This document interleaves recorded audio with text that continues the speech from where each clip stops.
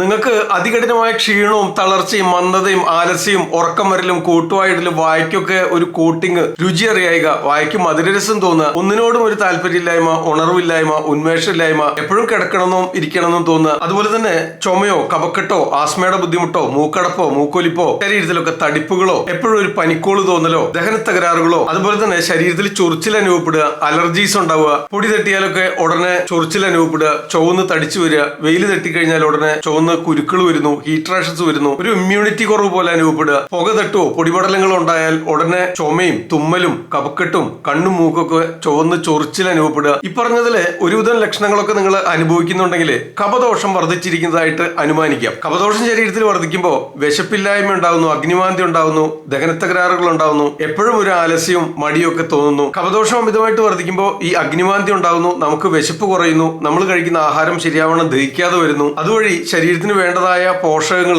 ശരിയാവണ്ണം ആഗിരണം ചെയ്യാതെ വരുമ്പോൾ നിങ്ങൾ ടെസ്റ്റ് ചെയ്യുമ്പോൾ വൈറ്റമിൻ ഡെഫിഷ്യൻസി പോലുള്ള ബുദ്ധിമുട്ടുകളൊക്കെ കണ്ടേക്കാം. ശരിയായ രീതിയിൽ നമ്മൾ ഈ കഴിക്കുന്ന ആഹാരങ്ങളൊക്കെ ദഹിച്ച് ശരീരത്തിലേക്ക് ആഗിരണം ചെയ്യുമ്പോൾ നമ്മുടെ ശരീരത്തിന് ഉണർവും ഉന്മേഷവും എന്തൂസിയാസവും കർമ്മകരണ ശക്തിയും ഓജസ്സും ഇതെല്ലാം ഉണ്ടാകും. ദഹനം ശരിയാവണ്ണം നടക്കുന്നില്ല എന്ന് പറഞ്ഞു കഴിഞ്ഞാൽ ഈ പറഞ്ഞ പ്രശ്നങ്ങളൊക്കെ തന്നെ ഉണ്ടാകാനായിട്ട് സാധ്യതയുണ്ട്. ഇനി കഫദോഷം വർദ്ധിച്ചിരിക്കുന്ന സമയത്ത് കഫദോഷത്തെ വീണ്ടും വർദ്ധിപ്പിക്കുന്ന തരത്തിലുള്ള ആഹാര സാധനങ്ങൾ നിങ്ങൾ കൂടുതലായിട്ട് കഴിക്കുക. അതായത് മധുര പലഹാരങ്ങൾ, കൊഴുപ്പടങ്ങിയ ആഹാരങ്ങൾ, തണുത്ത സംഗതികൾ, ഫ്രിഡ്ജ് ഫ്രോസൺ ഫുഡ്, പകലൊക്കെ കിടന്നുറങ്ങുന്നു, എപ്പോഴും ചോക്ലേറ്റും ഐസ്ക്രീമും കൂൾ ഡ്രിങ്ക്സും ഒക്കെ കഴിക്കുക, ദഹിക്കാൻ പ്രയാസമുള്ള എണ്ണ പലഹാരങ്ങളും ജങ്ക് ഫുഡും മാംസാഹാരവും ഒക്കെ അമിതമായിട്ട് കഴിക്കുക, ബിരിയാണിയും ഫ്രൈഡ് റൈസും ബർഗറും പിസയും ഒക്കെ നിങ്ങൾക്ക് വളരെ ഫേവറേറ്റ് ആയിരിക്കാം. ഇതിന്റെ കൂടെയൊക്കെ ഐസ്ക്രീമും ചോക്ലേറ്റും കൂൾ ഡ്രിങ്ക്സും ഒക്കെ കഴിക്കുന്നുണ്ടാവാം. ഇത്രയായി കഴിഞ്ഞാൽ പിന്നെ പൂർത്തിയായി. കഫദോഷം അമിതമായിട്ട് വർദ്ധിക്കും. ഇത്തരം പ്രശ്നങ്ങളൊക്കെ വർദ്ധിച്ചതിൽ നിന്ന് വീണ്ടും വർദ്ധിച്ച് പലതരത്തിലുള്ള രോഗാവസ്ഥകളും ഉണ്ടാക്കുന്നതിന് ഇടയാക്കുന്നു. നമ്മുടെ ശരീരം നിർമ്മിച്ചിട്ടുള്ള വാത പിത്ത കഫദോഷങ്ങളിൽ നമ്മുടെ ശരീരത്തിന് സ്ട്രെങ്ത്തും സ്റ്റെബിലിറ്റിയും നറിഷ്മെന്റും ഒക്കെ നൽകുന്നത്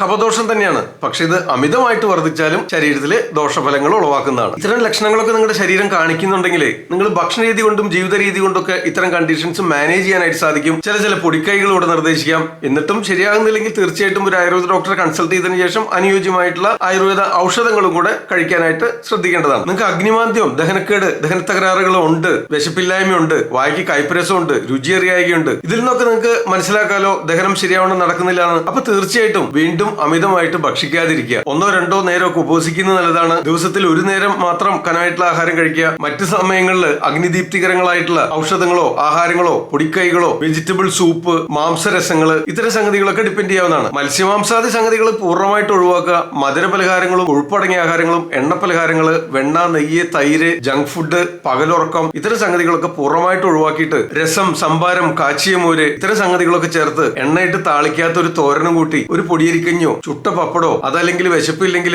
അല്പം കഞ്ഞിവെള്ളത്തിലേക്ക് അല്പം രസം ഒഴിച്ച് ഇനി അതല്ലെങ്കിൽ അല്പം സംഭാരം കൂടെ കൂട്ടിച്ചേർത്ത് അത് മാത്രം കഴിക്കുക. ഒരു നേരത്തെ ഭക്ഷണം അതായിക്കോട്ടെ, അത് മാത്രം മതി നിൽക്കുക. മറ്റ് കനായിട്ടുള്ള ആഹാരങ്ങളൊക്കെ ഒഴിവാക്കുക. ഈ രീതിയിൽ പതിയെ നമുക്ക് വിശപ്പ് ഉണ്ടാക്കിയെടുക്കണം, ദഹനശക്തി വർദ്ധിപ്പിച്ചു കൊണ്ടിരണം. അങ്ങനെ ദഹനം ശരിയാവണ്ണം നടക്കുമ്പോൾ നമ്മുടെ ശരീരത്തിൽ അമിതമായിട്ട് അടിഞ്ഞുകൂടിയിട്ടുള്ള ആ കൊഴുപ്പിനെ അലിയിച്ചു കളയുന്നതിനിടയാക്കുന്നു.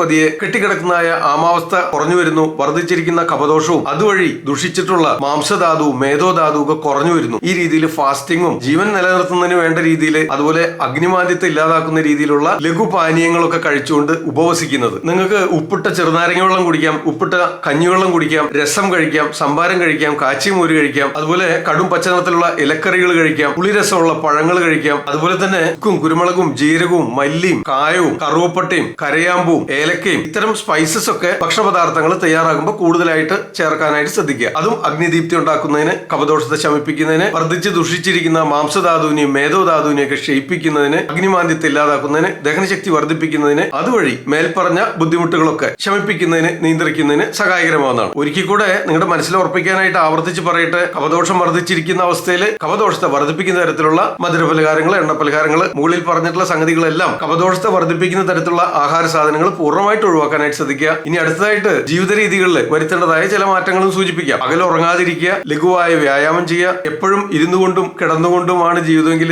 അത് മാറ്റിയെടുക്കുക. വീടിനകത്ത് തന്നെ പതിയെ നടന്നുകൊണ്ടിരിക്കുക. ലഘുവായ വ്യായാമങ്ങളാവാം, യോഗാസന മുറകൾ ശീലിക്കാവുന്നതാണ്. സൂര്യ നമസ്കാരമൊക്കെ പതിവായിട്ട് ശീലിക്കാവുന്നതാണ്. കുടിക്കാനുള്ള വെള്ളമൊക്കെ തയ്യാറാക്കുമ്പോൾ ചുക്കും ജീരകോട്ട് തിളപ്പിച്ച വെള്ളം കുടിക്കാനായിട്ട് എടുക്കുക. ചൂടുകാലമൊക്കെ ആണെങ്കിൽ സംഭാരം കുടിക്കാവുന്നതാണ്. നന്നായി പാചകം ചെയ്ത തവിട് കളയാത്ത അരി ഉപയോഗിച്ച് കഞ്ഞി വെച്ച് കഴിക്കാവുന്നതാണ്. അതിലേക്ക് രസമൊക്കെ ചേർത്ത് കഴിക്കാം. വിശപ്പ് തീരെ ഇല്ലാതിരിക്കുന്നതാണെങ്കിൽ ഒരു തള്ളവിരലിന്റെ വലിപ്പത്തിൽ ഒരു കഷ്ണം ഇഞ്ചി എടുത്ത് നന്നായിട്ട് ശർക്കരയും ചേർത്ത് അരച്ച് രാവിലെയും ഉച്ചയ്ക്കും രാത്രിയും ഒക്കെ ഭക്ഷണം കഴിക്കുന്നതിന് മുൻപായിട്ട് ഈ രീതിയിൽ ഇഞ്ചിയും ശർക്കരയും കൂടെ അരച്ച് കഴിക്കുന്നത്, അതുപോലെ ഇഞ്ചി ഇടിച്ചു പിഴിഞ്ഞ് നീരെടുക്കുക, അതിലേക്ക് തേനും ചേർത്ത് കഴിക്കുന്നതൊക്കെ വിശപ്പുണ്ടാക്കുന്നതിനും അഗ്നിദീപ്തി ഉണ്ടാക്കുന്നതിനും സഹായകരമാണ്. ഇത്തരത്തില് കഫദോഷം വർദ്ധിച്ചുണ്ടാകുന്ന പ്രശ്നങ്ങൾ പരിഹരിക്കുന്നതിനായിട്ട് ഒട്ടനവധി ആയുർവേദ ഔഷധങ്ങൾ ആചാര്യന്മാര് ഗ്രന്ഥങ്ങളിൽ പറഞ്ഞു വെച്ചിട്ടുണ്ട്. അതിൽ ഏതാണ് നിങ്ങൾക്ക് വേണ്ടതെന്നും നിങ്ങളുടെ ശരീരസ്ഥിതിക്ക് അനുസരിച്ച് അനുയോജ്യമായത് തിരഞ്ഞെടുക്കാനായിട്ട് ഒരു ആയുർവേദ ഡോക്ടറെ കൺസൾട്ട് ചെയ്യാവുന്നതാണ്. ഇത്തരം ലക്ഷണങ്ങൾ നിങ്ങളുടെ ശരീരം കാണിച്ചു തുടങ്ങിയാൽ ആരംഭഘട്ടത്തിൽ തന്നെ അതിനെ മാറ്റിയെടുക്കുന്നതിനായിട്ട് ഭക്ഷണരീതി കൊണ്ടും ജീവിത രീതി കൊണ്ടും ആവശ്യമെങ്കിൽ ഔഷധങ്ങൾ കൊണ്ടും അത് മാറ്റിക്കളയാനായിട്ട് തയ്യാറാവേണ്ടതാണ്. കാരണം ഈ കാണിക്കുന്നതെല്ലാം തന്നെ